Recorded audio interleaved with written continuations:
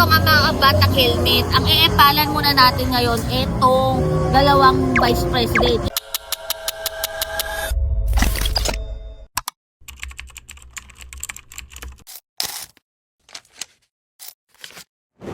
Isa, former vice president ng Pilipinas, at ito, yung isa naman, yung current VP nga ba?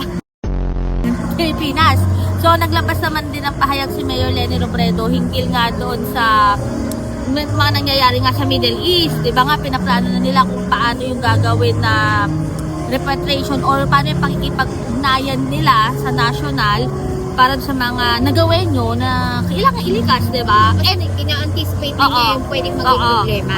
And once na naibalik kasi sa Pilipinas, ano yung pwede niyang ibigay na services or i-offer niya na programa para hindi na babalik pa ron, diba? Parang for good na talaga rito na may trabaho na sila.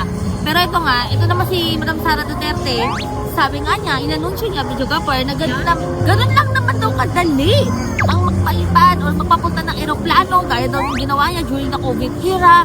Diyos ko, magkaiba yung COVID, magkaiba po yung gera, madam! At ito pa, di ba during the COVID era, ang ginawa ni Mayor Leni Robredo that time, Video Gapper, dahil siya nga ang VP nun, nagpadala siya ng mga bus na point to point. Naranasan ko yung mga patahilan kasi sa mga healthcare workers, nagkaroon ng point to point na bus na para ito yung sasakyan namin, 'di ba? Para maihatid, 'di ba? Sa mga nag-duty kasi kami that time, hindi pa rin kami.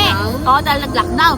Pero ayun nga, magkaiba naman yung gera at magkaiba naman yung during the COVID era na sinasabi ni Madam Sara Duterte. Hindi ganun kadali. Ano yun, magpapadala tayo ng aeroplano doon? Lulusob din tayo doon? Di ba parang ano ba? International airspace. Yes. Kumbaga, nasa ibang teritoryo ka, Yes. lilipat sa ibang teritoryo. Unlike lang sa COVID era, nandito ka lang sa Philippine territory, di ba? Dito lang, hello, from Davao to Manila and vice versa. Eh yun, kalaban na natin doon, Diyos ko, international latte! Kaya ewan ko ba talaga kung sadyang nag-iisip naman siya kasi naisip niya yun, di ba? Pero sana naman yung isip na talagang magandang mag-iisip, di ba? Yung medyo makabulukan. Pero hindi ko na lang malubos na maisip na baka mamaya may man na lang to para lang may masabi na may ginagawa, may ano, di ba? Pero eto lang. Bigay mo na yung ano, baka yun lang yung naisip. Baka yun nga lang. Pero eto lang. For now? Pero eto lang mga kabata helmet, baka nakakalimot kayo. Di ba, nung okay pa sila ni PBBM, yung helicopter, di ba? From Manila to Davao, ang biyahe ng helicopter para lang talaga punta siya ng Davao para sa kanyang mga ginakis, para lang makauwi siya. Alam mo Yung naman, tax na may natin, mga di anak ba? ko. Uy, Yung bakit? fuel ng ginagamit diba? doon, Kailangan natin. niyang umuwi para sa mga anak niya.